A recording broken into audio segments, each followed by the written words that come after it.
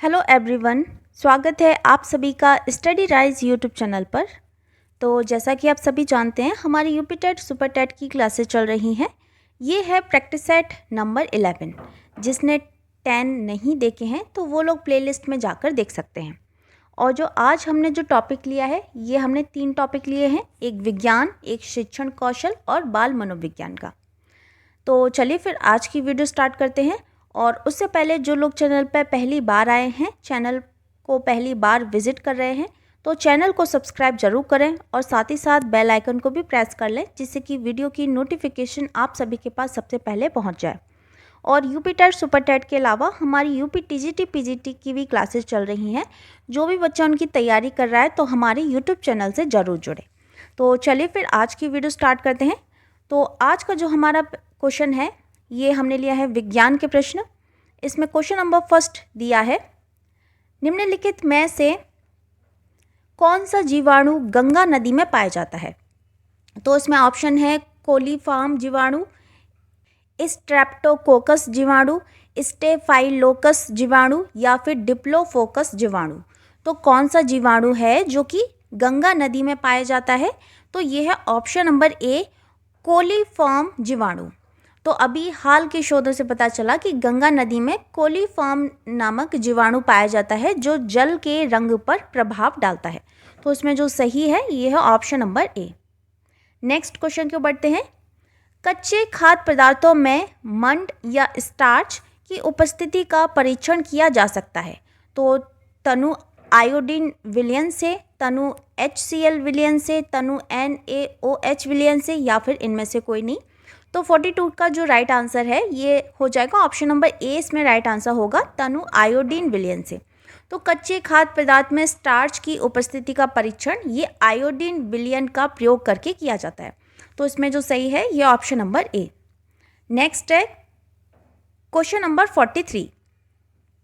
pH बराबर 6 का विलयन प्राप्त करने के लिए pH बराबर 3 के विलयन को कितनी बार तनुकृत किया जाएगा। तो इसमें ये ऑप्शन दिए हैं 2 बार, 10 बार, 100 बार या फिर 1000 बार। तो इसका जो राइट आंसर हो जाएगा ये हो जाएगा ऑप्शन नंबर डी, 1000 बार। ठीक है, 1000 बार। नेक्स्ट है, चींटी के डंक में पाए जाने वाला अम्ल होता है इथेनॉइक अम्ल, मेथेनॉइक अम्ल, सिट्रिक अम्ल या फिर टार्टेरिक अम्ल। तो जो चींटी का जो डंक होता है उसमें कौन सा अम्ल पाया जाता है? तो ये पाया जाता है मेथेनॉइक अम्ल पाया जाता है। तो चींटी के डंक में पाए जाने वाला अम्ल फॉर्मिक अम्ल होता है, जिसे मेथेनॉइक अम्ल भी कहते हैं। तो इसमें जो सही है यह है ऑप्शन नंबर बी। अगला है क्वेश्चन नंबर 45। एक धारा प्रवाह में समर्थक चालक पर लगने वाले बल की दिशा का निर्धारण कैसे होगा? यदि चालक चुंबकीय क्षेत्र में रखा हो तो दाहिने हाथ के अंगूठे के नियम द्वारा, कार्क के स्क्रू नियम द्वारा, फ्लेमिंग के दाएं हाथ के नियम द्वारा या फिर फ्लेमिंग के बाएं हाथ के नियम द्वारा। तो इसमें एक धारा प्रवाह में समर्थक चालक पर लगने वाले बल की दिशा का निर्धारण कैसे होगा? अगर चालक चुंबकीय क्षेत्र में रखा हो तो फ्लेमिंग के बाएं हाथ के नियम द्वारा होगा। तो इसमें जो सही है यह है ऑप्शन नंबर डी। अगला है, प्रकाश की स्थिति के अनुसार आंख का कौन सा भाग समायोजित किया जा सकता है? आइरिस, रेटिना, प्यूपिल या पुतली या फिर लेंस। तो 46 का जो सही है यह है ऑप्शन नंबर सी, प्यूपिल या पुतली। तो प्रकाश की स्थिति के अनुसार आंख की पुतली भाग का समायोजित किया जा सकता है। नेक्स्ट क्वेश्चन को बढ़ते हैं। Question number 47। चंद्रमा पर वायुमंडल अनुपस्थित है क्योंकि यह पृथ्वी के निकट है, यह पृथ्वी की परिक्रमा करता है, इसका गुरुत्वीय त्वरण कम है या इसका गुरुत्वीय त्वरण अधिक है। तो चूंकि चंद्रमा पर गुरुत्वाकर्षण बल का मान पृथ्वी पर गुरुत्वाकर्षण बल के 1/6वें भाग के बराबर होता है, तो गुरुत्वाकर्षण में कमी के कारण गैसों के अणु चंद्रमा की सतह पर ठहर नहीं पाते, इसलिए वहाँ क्या है, वायुमंडल उपस्थित नहीं होता है ना। तो इसमें जो सही है ये क्या है, ऑप्शन नंबर सी इसमें राइट आंसर होगा। जो इसका गुरुत्वीय त्वरण है वह कम होता है। नेक्स्ट क्वेश्चन की ओर बढ़ते हैं। यदि 2 पिंडों का द्रव्यमान आधा कर दिया जाए तो उनके बीच लगने वाला गुरुत्वाकर्षण बल हो जाएगा। 2 गुना हो जाएगा, 4 गुना हो जाएगा, चौथाई हो जाएगा या फिर आधा रह जाएगा? तो देखो इसमें जो राइट आंसर हो जाएगा ये हो जाएगा ऑप्शन नंबर सी, इसमें राइट आंसर होगा option number C. Next question के बढ़ते हैं, क्वेश्चन नंबर 49। प्रिज्म से गुजरने पर श्वेत प्रकाश की किस किरण में अधिकतम विचलन होगा? लाल, पीला, नीला या फिर बैंगनी? तो ये होगा बैंगनी रंग में होगा। सूर्य के प्रकाश की कोई किरण जब प्रिज्म में से होकर गुजरती है तो वह 7 रंगों में बढ़ जाती है। सूर्य के प्रकाश से प्राप्त रंगों में जो बैंगनी रंग है उसका विक्षेपण सबसे अधिक और जो लाल रंग होता है उसका विक्षेपण सबसे कम होता है। तो इसमें जो सही है ये ऑप्शन नंबर डी इसमें राइट आंसर होगा। नेक्स्ट है क्वेश्चन नंबर 50। पौधों की पत्तियों द्वारा जल के वाष्पित होने की प्रक्रिया कहलाती है? वाष्पन, वाष्पोत्सर्जन, निरादीकरण या फिर धूम्रीकरण? तो क्या कहलाती है? ये कहलाती है ऑप्शन नंबर बी, बाष्पोत्सर्जन। पौधे की पत्तियों द्वारा जल के वाष्पित होने की प्रक्रिया ये बाष्पोत्सर्जन कहलाती है, जिसमें पौधे के विभिन्न अंगों विशेष रूप से पत्तियों से जल निष्कासन होता है। तो इसमें जो राइट है ये है ऑप्शन नंबर बी। अच्छा, नेक्स्ट है ये अब शिक्षण कौशल के प्रश्न आ जाते हैं। तो इसमें पहला प्रश्न दिया है, ये है संप्रेषण का अर्थ है। तो संप्रेषण का क्या अर्थ होता है? विचारों का सुनना, विचारों की गहनता, परस्पर विचारों एवं भावनाओं की साझेदारी करना या फिर लिखित संप्रेषण। तो संप्रेषण का क्या अर्थ होता है? तो ये होता है परस्पर विचारों एवं भावनाओं की साझेदारी करना। तो इसमें जो सही है ये है ऑप्शन नंबर सी। अगला है क्वेश्चन नंबर 2। शिक्षण का सामान्य सिद्धांत है? प्रेरणा का सिद्धांत, रुचि का सिद्धांत, ए व बी दोनों या फिर इनमें से कोई नहीं? तो शिक्षण का सामान्य सिद्धांत क्या है? तो ये है ऑप्शन नंबर सी, यानी कि प्रेरणा का सिद्धांत है और रुचि का भी सिद्धांत है। तो इसमें option number C answer right हो जाएगा, ए एवं बी दोनों। अगला है शिक्षा का अति महत्वपूर्ण उद्देश्य है? आजीविका कमाना, बच्चे का सर्वांगीण विकास, पढ़ना एवं लिखना सीखना या फिर बौद्धिक विकास। तो शिक्षा का अति महत्वपूर्ण उद्देश्य क्या होता है? तो बताइए शिक्षा का अति महत्वपूर्ण उद्देश्य क्या होता है? तो जो थर्ड का जो राइट आंसर है ये हो जाएगा ऑप्शन नंबर बी, बच्चे का सर्वांगीण विकास, है ना, बच्चे का सर्वांगीण विकास। तो शिक्षा का मुख्य उद्देश्य बच्चों का सर्वांगीण विकास करना होता है। शिक्षा व्यक्ति की उन सभी योग्यताओं का विकास करती है जिसके द्वारा वह अपने वातावरण पर नियंत्रण करने की क्षमता प्राप्त कर लेता है। तो इसमें जो सही है यह है ऑप्शन नंबर बी। नेक्स्ट है, निम्न में सर्वोत्तम कथन कौन सा है? एक अच्छा अध्यापक अध्यापन के लिए व्याख्यान विधि का प्रयोग करता है, सदैव प्रदर्शन के माध्यम से सिखाता है, विद्यार्थियों को सदैव सीखने के लिए प्रेरित करता है या फिर ऑप्शन नंबर डी है, विद्यार्थियों को सदैव अनुशासन में रखता है। तो उसमें क्या सही हो जाएगा? तो जो इसमें 4 का जो राइट आंसर है ये हो जाएगा ऑप्शन नंबर सी, इसमें राइट होगा कि विद्यार्थियों को सदैव सीखने के लिए प्रेरित करता है। विद्यार्थियों को सदैव सीखने के लिए प्रेरित करता है ना। तो एक अच्छा अध्यापक क्या क्या करता है? विद्यार्थियों को सदैव सीखने के लिए प्रेरित करता है। नेक्स्ट है क्वेश्चन नंबर 5। सतत एवं व्यापक मूल्यांकन में व्यापक मूल्यांकन शब्दावली का तात्पर्य है? सभी विषयों का मूल्यांकन, सह शैक्षिक क्षेत्र का मूल्यांकन, शैक्षिक एवं सह शैक्षिक क्षेत्र का मूल्यांकन या फिर शैक्षिक क्षेत्र का मूल्यांकन। तो सतत एवं व्यापक मूल्यांकन में जो व्यापक मूल्यांकन है इसका क्या तात्पर्य है? तो ये है क्वेश्चन नंबर 5 का जो राइट आंसर है ये ऑप्शन नंबर सी, शैक्षिक एवं सह शैक्षिक क्षेत्र का मूल्यांकन। तो सतत एवं व्यापक मूल्यांकन में व्यापक मूल्यांकन शब्द का अर्थ होता है कि शैक्षिक एवं सह शैक्षिक क्षेत्र का मूल्यांकन, जबकि जो सतत मूल्यांकन है इसका अर्थ है कि विद्यार्थियों में सुधार करना होता है। सतत का क्या होता है? विद्यार्थियों में सुधार करना होता है। अगला है क्वेश्चन नंबर 6। मुस्लिम काल में व्यावसायिक शिक्षा कहाँ दी जाती थी? खानकाह में, दरगाह में, कारखाना में या फिर इनमें से कोई नहीं? तो ये कहाँ दी जाती थी? तो ये दी जाती थी ऑप्शन नंबर डी है, इनमें से कोई नहीं, है ना। अगला है क्वेश्चन नंबर 7। नई राष्ट्रीय शिक्षा नीति किस प्रधानमंत्री की देन है? राजीव गांधी, इंदिरा गांधी, बीपी सिंह या फिर कोई नहीं? तो इसमें से क्या हो जाएगा? ये हो जाएगा option number A, Rajiv Gandhi की। नेक्स्ट है क्वेश्चन नंबर 8। भाषा समस्या के समाधान हेतु त्रिभाषा सूत्र किसके द्वारा प्रस्तुत किया गया? यूजीसी, कैवे, भावात्मक एकता कमेटी या फिर इनमें से कोई नहीं। तो 8 का जो राइट आंसर है यह ऑप्शन नंबर बी, कैवे। ठीक है। नेक्स्ट है क्वेश्चन नंबर 9। शिवानी द्वारा पूछे गए एक प्रश्न का उत्तर शिक्षक तत्काल नहीं दे सकता। शिक्षक की प्रतिक्रिया क्या होनी चाहिए? शिक्षक द्वारा शिवानी को चुप करा देना चाहिए, शिक्षक द्वारा शिवानी का ध्यान बटा देना चाहिए, शिक्षक को कहना चाहिए मैं नहीं जानता, या फिर शिक्षक द्वारा इस प्रश्न का सही उत्तर बाद में समझकर देना चाहिए। ठीक है। तो बताइए, कोई एक बच्चा है शिवानी, उसके द्वारा कोई एक प्रश्न पूछा गया है उसके शिक्षक से, तो जो शिक्षक है वह उसे तत्काल उस प्रश्न का उत्तर नहीं दे सकता, तो उस शिक्षक की प्रतिक्रिया क्या होनी चाहिए? तो 9 का जो राइट आंसर है ये क्या हो जाएगा? ये हो जाएगा ऑप्शन नंबर डी, शिक्षक द्वारा इस प्रश्न का सही उत्तर बाद में समझकर देना चाहिए, है ना। तो शिक्षक को प्रश्न का सही उत्तर ज्ञात न होने पर स्पष्ट भाषा में छात्रों से यह कहना उचित होता है कि प्रश्न का उत्तर वह कुछ समय बाद या फिर बाद में समझकर देगा। तो इसमें जो राइट है यह है ऑप्शन नंबर डी। अगला है, एक बच्चा कक्षा में प्रायः प्रश्न पूछता है, उचित रूप में इसका अर्थ है कि वह शरारती है, वह अधिक जिज्ञासु है, वह असामान्य है या फिर वह प्रतिभाशाली है।